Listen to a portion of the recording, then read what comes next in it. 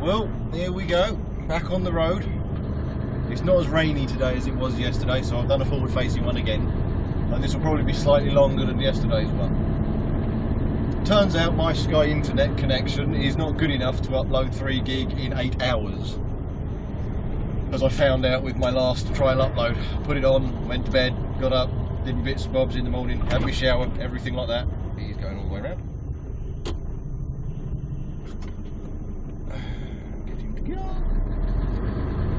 And checked my laptop, it still had 40 minutes left. And I was like, well, I can't waste 40 minutes because that means I'll be massively late for work. So I had to cancel it and shut my laptop down and everything like that, because I don't leave stuff like that going when I leave the house when there's nobody there. You never know. I take the battery out of it and leave it plugged in, but I don't leave it running when no one's there. So didn't get it was my longest vlog to date. It was over an hour. I finally made the hour mark.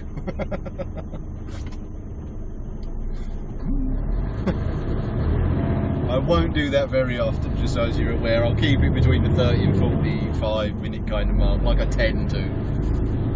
But I just wanted to see whether I could. It's quite easy, really.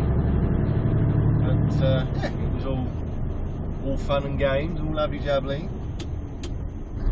Until it wouldn't bloody upload.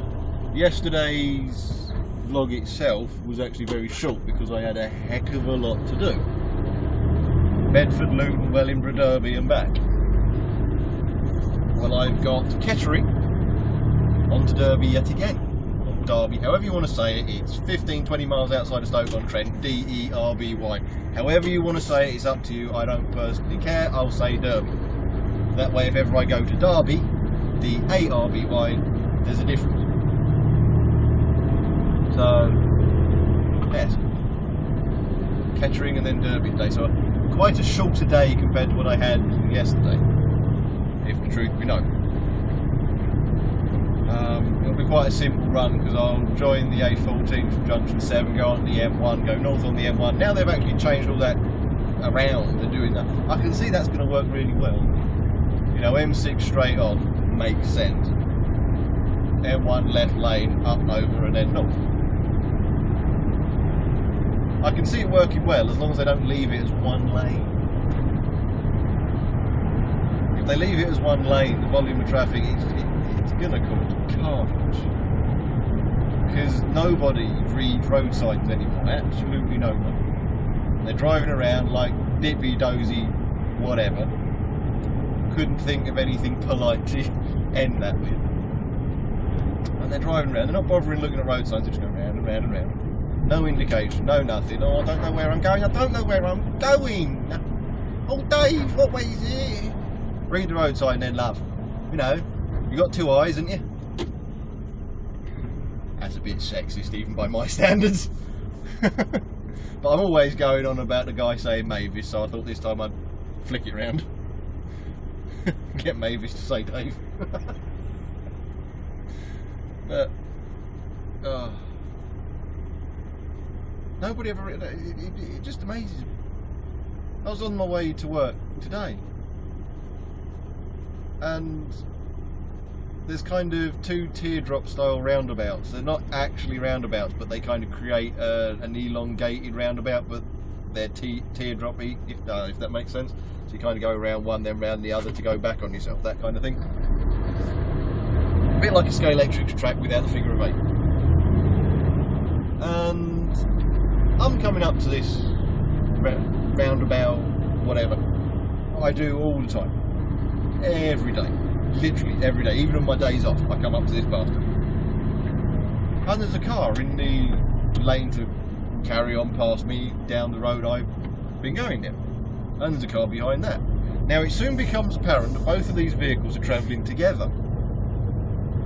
And at the last possible minute, the lead vehicle, no indication, no nothing. Now I'm coming up to this, they're both in the lane to carry straight on, you know, no indication, that they look as if they're going to carry straight on. And at the last possible minute, the Qashqai in front, the black Qashqai in front, spins the steering wheel to go all the way back round, which means I'm having to ABS, I'm just having to, whoa, mother, all the whistles and bells that you generally say in that situation. Let's get me up. And of course the Audi behind it, obviously following the Qashqai, you know, they're travelling together, all of a sudden her indication comes on. She's spinning around and I'm just like, I can't even fit in between these two. You know, because in that kind of situation, okay, I can slow down enough to get the Qashqai past me, but then I'm going to have to go in behind it and carry on slowing down style thing, because it's that late. And I've just looked, and they're both travelling together, and now the Audi's coming round. I'm like, oh, you son of a... So I've had to swerve as if I'm going up the slip road that I don't want to get round. Oh. And then their horns are blazing, they're giving it all the whistles and bells, and you're sitting there and you're thinking, hold on a minute, you literally drifted your car to make it back round that roundabout. The funniest thing is, and they started indicating to go the way I wanted to go up onto the 120, the A120. And they went all the way back round again. So they actually wanted to go down the road I'd come from. Well, I didn't know where I was going. Do you know where you're aiming? Yeah. Do you know what's close to them? Yeah. Chances are it's on the bloody road sign! I got slightly emotional because I nearly had a proper total this morning. It was like, ooh.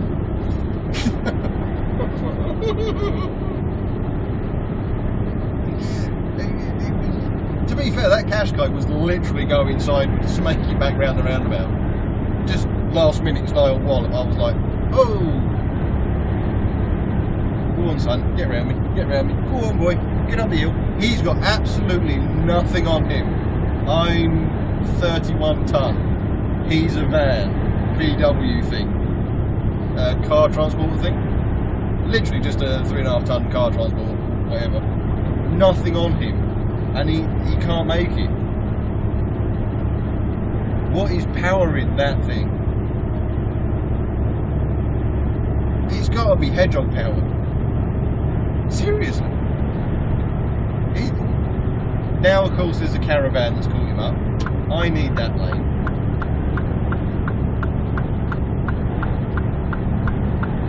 Right, here he goes.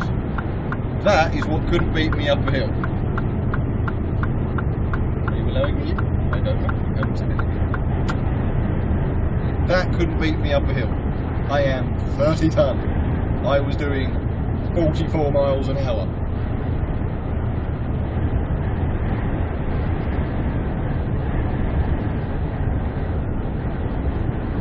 Yeah.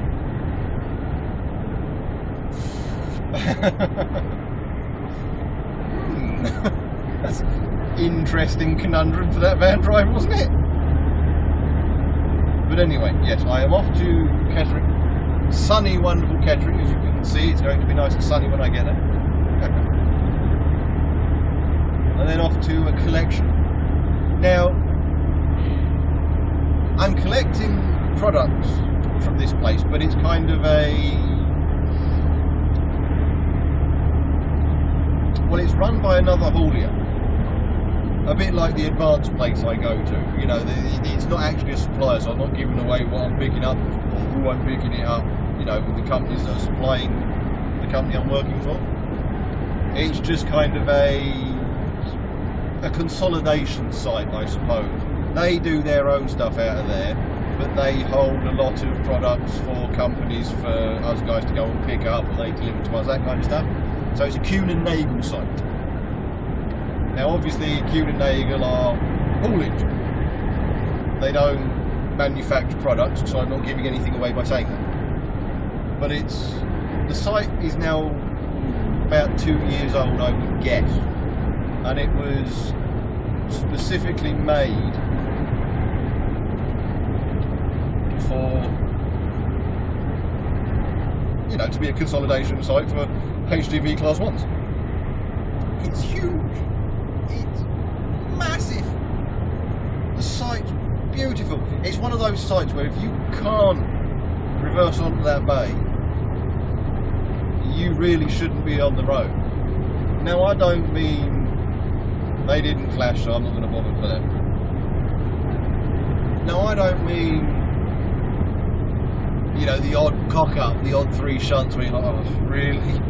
It's one of those ones where if you see somebody taking about 20 minutes to get on the bay, you really should ask them to send their licence back to Kellogg's.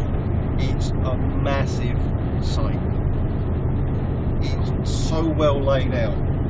You know, some sites, they're old warehouses that have been cannibalised by large companies to keep costs down, but as for somewhere for trucks to go and pick stock up from. And they've put the one-way system the wrong way round, so everything's a blind side all the time. You know those kind of sites, like really annoying sod sites? I ignore it. When I go to those sites, I just spin round at the end, go the wrong way, and then go onto the bay normally. I'm just like, well, tough. You know, you can easily make this the other way round. You can make it one way in the other direction. It's not difficult. You know, all your bays are parallel. It's not going to make any bloody difference. But they've made it one way the wrong way around. And you end up just thinking, I'm not blindsided. I'm not doing that. Sod it. So you go at the end, spin round, go back, and you always get one shunter, one happy little shunter who's got all the windows. You know, he can see 360 degrees going, you can't do that. And it's like, yes I can, I just did. Tough. Because that's the thing, if you don't need to blindside, don't. Just, if you don't need to, the hell's the point? You're making your life so much harder. But yeah, this site is set out brilliantly. There's about 3 on one side of the building, between the fence where you park your vehicles up and wait, and the bays. There's about 3 truck lengths between the bay and where you park to wait. On the other side, there's 2.5 truck lengths between the bay and where you park up to wait for your bay. It's magnificent. Magnificent. And you still see people cocking up though. You still see people having a real bad day. And I don't mean like the 3 shunts or the, oh, bugger, you know, that kind of thing. We all have that. I'm talking, I was there once, sitting in the queue, waiting for my bay. I was going 20 something along the back, around near the car park on this side. Anyway, I'm sitting in this queue, there's a few trucks in front of me, and then this guy reversing, and I kid you not, about 30 minutes, and he kept trying. The thing is, most of the bays opposite, you know, most of the parking holding bays opposite the actual docks, they're empty, because this place is a general haulier, so the only way it's making money is all its vehicles on the road at the same time. So it's got a very quick turnaround time. There's not that many vehicles parked up unless they're VOR'd, and they're around by the maintenance bays. So all you do in that situation, and this is a little hint, I suppose I should lead on to a little hint for all the new guys. If you find yourself in that situation, you've got all the room in Billio, and you just can't get your act together, get your rear end round into the bay as best as possible. Then drive straight forward into the empty bays in front of you, and then it's a straight reverse with minor changes, with minor movement on your unit.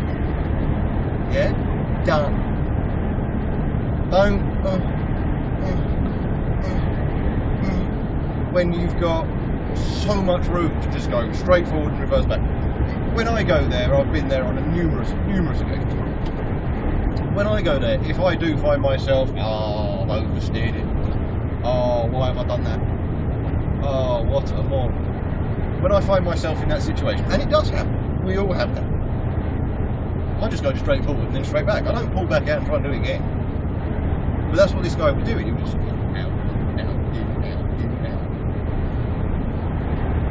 And you're sitting there, and some people, the more naive guys, will sit there and go, well, why didn't you get out and do it for him? A couple of reasons. First of all, it's not my home site.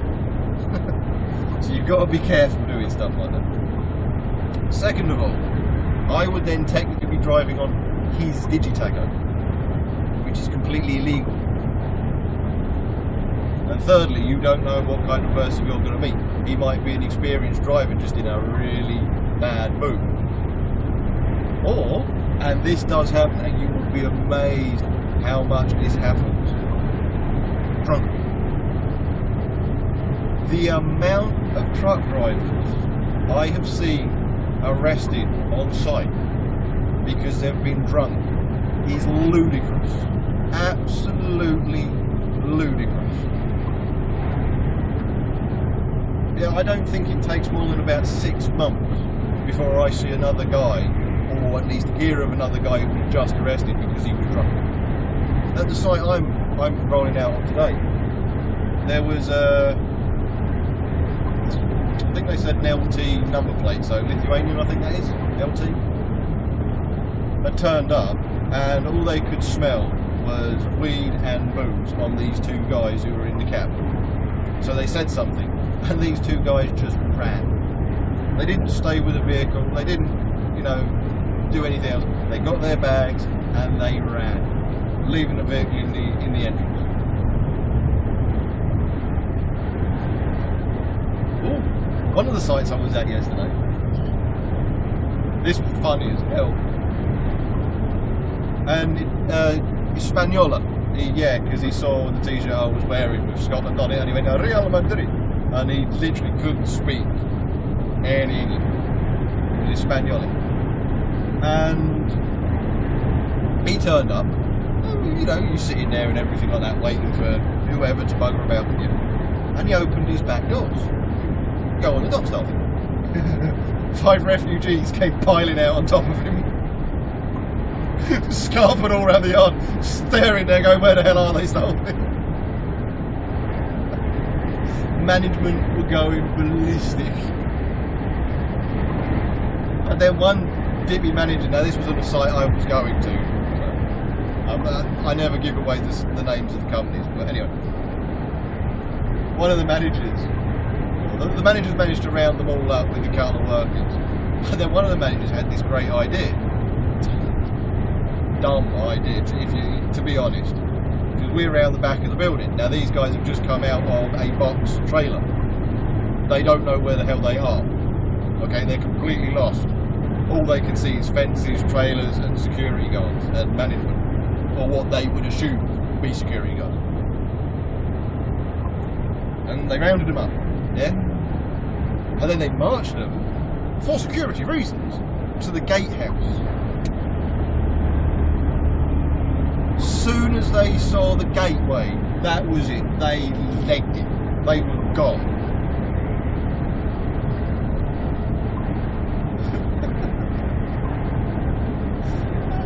This poor old Spanish bloke, he was just totally lost. He didn't speak very much English at all. You know, we were all trying to, you know, no worries, whatever, you know, it's not your fault, all that kind of stuff. He was freaking out.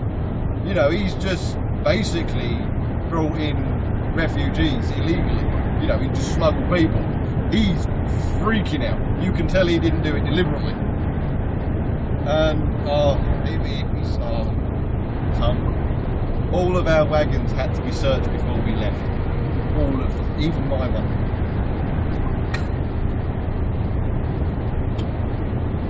Yeah, had to search us. But anyway, that's enough of that. I'm dragging on yet again. So I shall see you a bit further on down the road. As you can tell, it's getting really wet and nasty. So I shall see you at some later stage.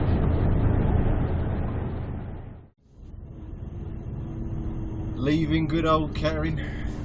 Make sure there's nothing coming. La-di-da. Let's see. Lovely jubbly. Right, through there. What a wonderful day. There's been a lull in the rain, so thought I'd do a little bit extra, you know.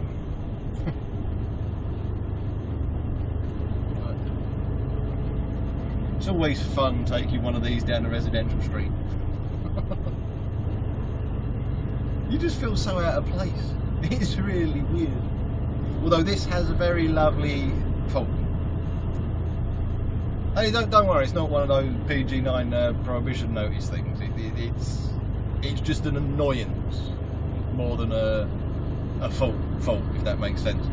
And that is a 45-degree angle to the right in a straight line. So I mean, in conditions like this, my steering wheel is straight to go around that bend. The thing is, it's an annoyance because when you're checking your mirrors and you're doing stuff like that, or you're using observation, and this is one of the reasons why I don't like steering wheels being on the wonk, is you naturally, you know, you're checking everything, you naturally straighten your steering wheel. I know that sounds odd, but try it at some stage. You know, you take your, you know, checking your mirrors, or you working something out, you whatever. You know, you're looking behind you for a blind spot. You naturally straighten your steering wheel, and of course, in a straight line, you know, when my steering wheel's level, I can make it round a bend like this.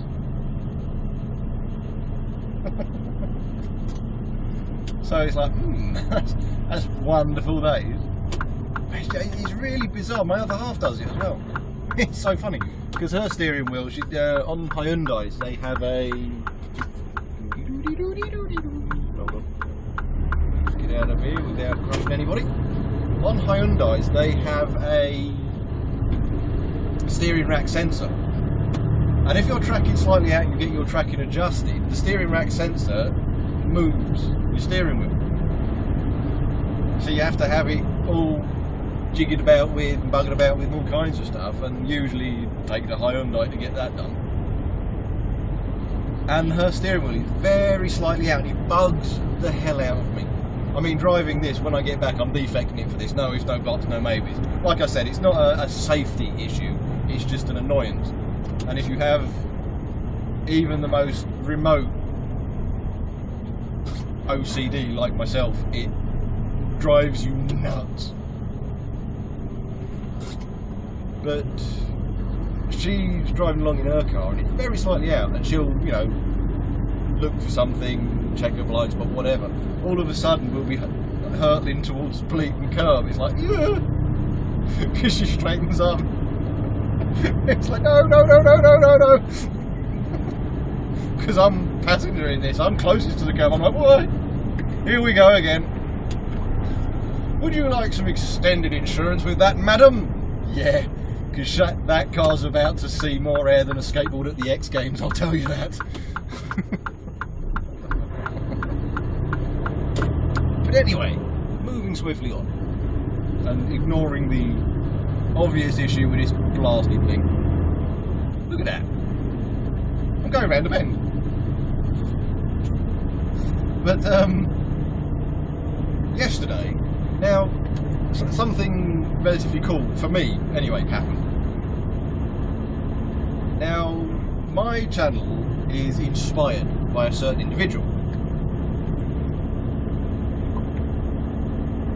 A fair few years ago, when I was thinking about, you know, what I wanted to do as a truck driver, did I want to go to Canada, the States, whatever, I started trying to research the realities of driving over there. You know, what life is really like, that kind of thing. And I came across Jay Cannell. Now, anybody who hasn't heard of him, please go and check him out. He's an American trucker, and unlike a lot of YouTube truckers that I came across, he's not shouty, sweary, dispatches this, that and the other stuff. He was more like, well, this is a Kenworth whatever, this is a Peterbilt, da da da da. They have a tour around the inside of it, this is this is that. You know, you've got to be prepared to say no to dispatch. You know, he was very kind of professional in the way he dealt with things. And I was watching his vlogs or videos, his uploads, for quite some considerable time. And in one of them, he turned around and said, there's this young lad in Canada, trucker, called Trucker Josh. You know, go check him out. He seems to be doing quite good stuff so on and so forth. And I thought, well, he's actually in Canada. I'm planning on going to Canada. I shall have a shufti, because obviously if Jay Cannell has given this guy a shout out, I'm just trying to make sure that car's not in the wrong lane. The way that car was looking for a second, it looks as if he'd got himself into the wrong lane and wanted to come back into this one, so yes. If Jay Cannell's giving him a shout out, because Jay Cannell has rules before he'll ever give any channel a shout out. You can't have curse words on your channel. No. But you've got to have at least 5 different uploads of 5 different subjects and know what you're talking about before he'll give you a shout out. And so I thought, I'll go and check this Josh guy out. When I waddled off and I started checking Trucker Josh's uploads. And I'm one of these people, I will go all the way back to the first video I can find and then see how the channel evolves. And I started watching all of his stuff. And I really kind of got into watching Trucker Josh because him and his dog and living on the road and so on and so forth and everything else. And he's a polite individual, he's funny. I mean, he's got his editing techniques down spot on. Every so often he'll do kind of cut segments, so he's talking and then he'll cut to another bit of him talking and so on and so forth, without any blurs or, you know, fade outs and fade ins, anything like that. It'll just be cut, and it'll always be when he's kind of lost about something, like why is this not working, what's going on, you know, and it shows it over. It seems as if it's gone on for ages, but chances are it's only a few minutes worth of material. But he does it really well for comedy timing, so that amused me. And over a while I started thinking, well, you know, I want to learn about Canadian trucking and get an idea of it. And through Trucker Josh I was genuinely getting an idea of what it's all about. Not absolutely everything, obviously, but I was getting a good idea of the basic, you know, okay, I'm parked up for my night out again, I've got 2,000 miles to go, I'm going to do 600 today, I'm da-da-da-da-da, and this and that and that. And of course various highways, interstates he uses and stuff like that. And in passing he'd put on his reset time periods and stuff like that, and you do learn quite a bit from stuff like that. And I started thinking, well, hold on a minute, how many people in the UK would like to be truck drivers but are just a bit too worried or nervous or unsure, or whatever term you wish to apply to yourself, about, hello,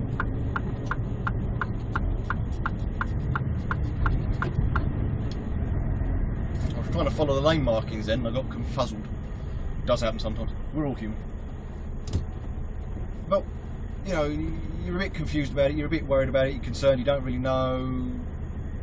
And I thought, well, what happens if somebody did something similar, obviously not copying, but similar, inspired by, a cross between Jay Cannell and Trucker Josh, but for the UK market. And then I thought, well, I want to get to Canada. Now, how many people would like to know how to go about emigrating? Well, obviously at the time I started my channel, it was a case of I wanted to go to Canada and think I didn't know anything was going to happen with my dad and all that kind of stuff. And so I thought, you know what, I'll buy a couple of reasonable cameras, obviously the VO Movie K2s, and I'll give it a crack. Now, I practiced for a number of months before I started uploading, and my first few uploads I took down, because all my mates looked at me and went, dude, you're using your phone voice. I mean, seriously, just be yourself, you so-and-so. And so I had a number of stumbles in the early stages, which none of you guys would ever have seen. But I practiced and I practiced and I practiced. And I got a combination that I like, because I don't want to just directly rip off somebody else's channel. Now, obviously, there's going to be crossovers. You know, I haven't seen absolutely every trucking YouTuber out there, so there's certain things I do that somebody suggests, oh, you should go and see so-and-so, and then I look at their channel and I'm like, oh, he's doing it roughly the same way as me. There's always going to be crossovers It's the law of averages. There's only so many ways we can record all of this stuff. And getting back on point, I started doing this because I was watching Trucker Josh and I was thinking, well, yeah, I wonder if I could do that. Because there's a fine difference between an uploader, you know, a YouTuber, and a vlogger. Now, Trucker Josh just beasts vlogging completely. I mean, his channel's over 14 million views at the moment. It's insane. And he vlogs every single day. Whether it's his day off, whether he's at work, whatever. He vlogs every day, whether he wants to, whether he doesn't, whether he's ill, whether he's, you know, happy, sad, whatever. Every day. Now that's a whole level of commitment. I mean, I always have my Mondays off for myself and my other half.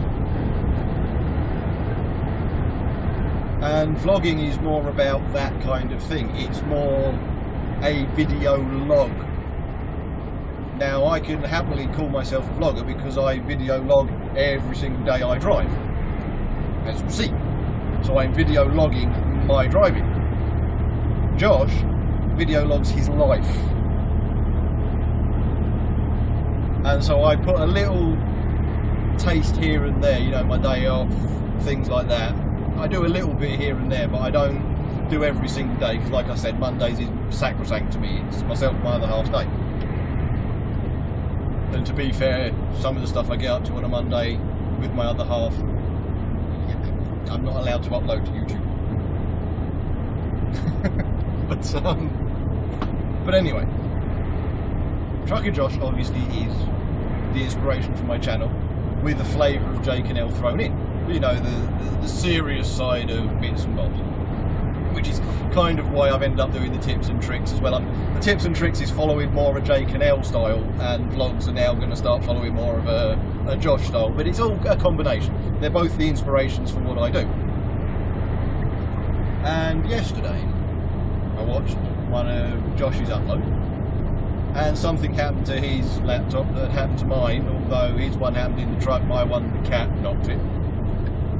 And I commented on it. You know, whatever, I had a comment, and I put at the bottom of it, look, if you're ever curious about, you know, driving in the UK and stuff like that, I've separated my channels now as a tips and tricks, it's short vlogs. I know that as a trucker you don't really want to sit there watching everybody else truck driving because you do it for a living yourself, you're a busy person, you know, all that kind of stuff. So, go and check it out. Well, he actually went to my channel and watched one of my vlogs and commented on it, which is kind of cool. You know, I know it sounds a little bit fanboyish at the moment, but it was kind of cool. You know, the inspiration to my channel has just watched one of my vlogs. I don't know how much of it he watched, or how many he's watched in the past. I haven't got a clue. But he's commented on it, and it's like, yeah, sweet, isn't that? Cool is that? And it just cheered me up. So something really cool happened yesterday, and it put me in a good mood. It put me in a very good mood. So if he is watching that, cheers Josh, and you were the inspiration for this channel, which is why I'm Trucker Bill's Vlogs, and not Trucker Bill or Bill the Trucker or something like that. It's kind of a bit of an ode to your channel's name. Because at the end of the day, he was the inspiration for my one. Now, where my channel's going to go, I haven't got a Scooby-Doo. You know, I mean, he lives on the road, he does all his stuff about his trucking and his life, and he's got various bits and bobs. Myself, obviously, it depends on what company I end up working for, all that kind of stuff, as to how long I can keep this going. But on the other side of it is, I've kind of figured out the splitting your channels. So the tips and tricks, just very short bits and bobs. Well, as you guys all know, my other half, ever since going around to be mate, wants to do a restoration project, which is pretty cool. I mean, come on lads, seriously, all you car guys, if your missus turned around to you and said, can we do a couple's car restoration? You'd be nursing something, you'd be nursing at least a semi. I mean, come on, seriously, let's be honest. Away to a man's height through his stomach, oh yeah, bitch, please, says the woman holding the torque wrench.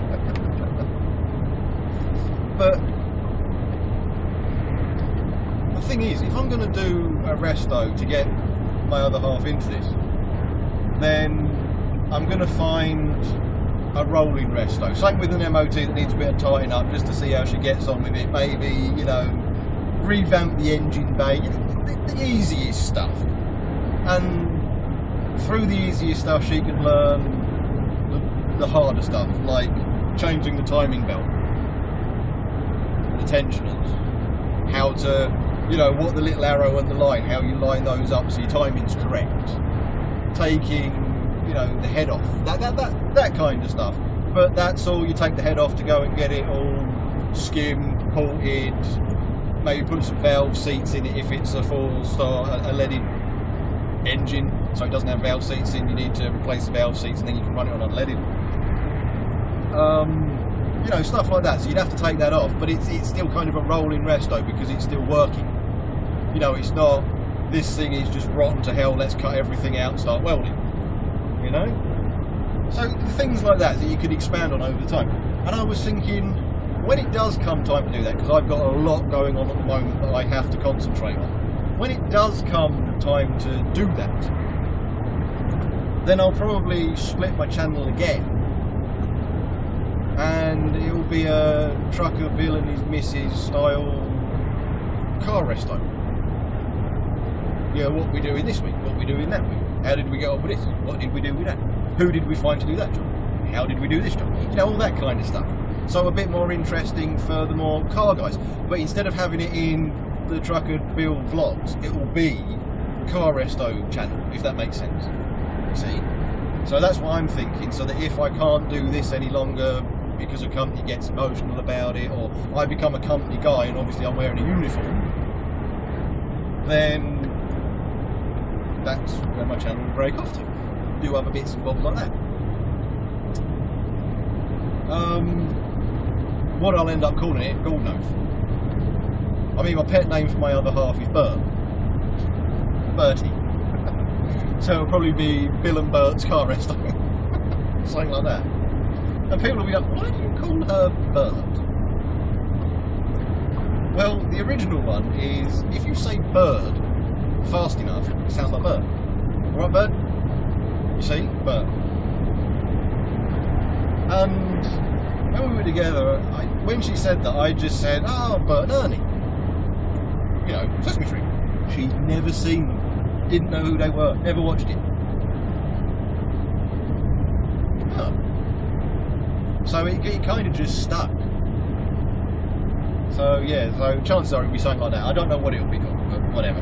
She's probably not going to like me for having said that's what I call it. But most people know it now. And when I had to reset my phone, I put her in there and I put her name and then Bertie at the end of it. And I said, yeah, you're in under... No, not Bertie anymore. So it's kind of really stuck. So yeah, I'll probably just call the channel Bill and Bert's Car Resto or something like that. But that's for the future. I don't know how long that's going to be. I've got so much other stuff to deal with first. So much stuff. It's starting to get annoying. You know, you hit that kind of stage in life, didn't you, where you've got to stop. You've got to take time, and it can be years sometimes, and get yourself sorted with your debts, get yourself sorted on the path and everything else. So I don't know how long that's going to be, but there is a very strong possibility it will be a 944, and because I am me, it will most likely be the 3 litre 944, not the 2.5. And just because I like bigger engines. You know, I mean, think about it, my favourite all-time car is a 72 Motel Riviera with a 455 V8 in it. I like large engines. So do you want the 2.5, the 2.7 or the 3 litre? 3 litre please. So we shall see. But anyway, there we go. That's just a little shout out to Trucker Josh, like none of you have ever heard of him. I mean, seriously, virtually everybody who watches me watches him. And a little update on various other bits and bobs, and I don't know exactly how my channel's going to expand. It might end up just being a car resto thing in the end. I don't know. I genuinely don't know. I've got a couple of ideas. If I can get a couple of my mates to go along with it, to do with their YouTube bit of content. But we shall see whether that comes to fruition. I'm not going to say what it is because I don't want anybody nicking it, because it's a really good idea and I don't really see it being done the way I do it. So we shall see, but it will involve cars. But there we go. Anyway, I'm going to crack on. I'm going to be stopping for my break somewhere on the M1. So I shall see you a bit later on, no doubt.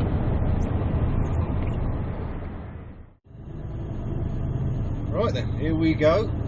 Out of Leicester East services, northbound, my son, northbound. You know, I've never actually stopped in these services. Oh, I've done it. Had to have a Waitrose, Poncy Waitrose. They don't have Greggs. I won't be coming back here again.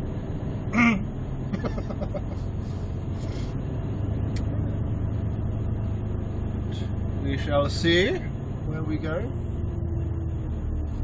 Go, go, go, go, go, go, go.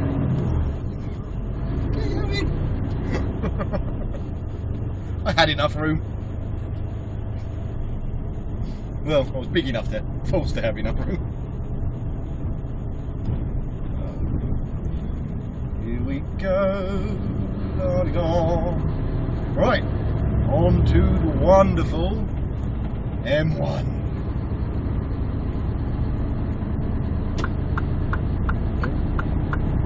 Wow, they actually all slowed down. Right. That's not normal. Right, so I've got to go all the way up the A50 and then trundle down the A50 to the A6. And then that's it. Now there is a Prat Nav going in the background, as you most likely heard. That's just so as I don't forget. I do have a tendency to do that sometimes. I know where I'm going, but then I forget. I mean, I went here yesterday, for God's sake. But I've been known to do that before now. Gone completely the wrong way. Just sitting there thinking, how have I managed to do that? What? You do worry sometimes, don't you, when car drivers do stuff like that to trucks? After 700 yards, keep right. But, oh well, such is life. I mean, he's got a dent in his door, so he obviously doesn't give that much crap about his car. Which is a shame, because those XJLs, they're really nice cars. I really like them. Anyway, I've had a look at... Now keep right. Now keep right, yes, I'm keeping right! Now, I've had a look at how long the last two segments were, and they're roughly about 20 minutes each. Now obviously with editing they'll probably drop down a little bit, but I don't really want to go too far over the 45-minute mark, 50-minute mark, whatever. Because I've already done one hour one so far, and I'm going to do another one. So what I'm going to do is, whilst I'm trundling north on the M1, the wonderful M1, that hasn't been touched by smart motorway technology yet, smart bloody motorway technology. The amount of times I'm driving around one of those smart motorways, in the middle of the bloody night, all the lanes open, nothing going on, some idiots left it on 40 miles an hour, just happens to be the gantry with the speed camera. Smart bleat motorway my arse. Anyway, some idiot in the bleating office has forgotten to turn it off. But anyway, I'm going to end now. So, like, subscribe, share about, do whatever it is you usually do. I shall see you in the next one, whenever that may be, which is most likely, actually, it is tomorrow, isn't it? 11:30. Yeah, so it'll be tomorrow. But anyway, I shall see you in the next one. So, cheers guys, see you later.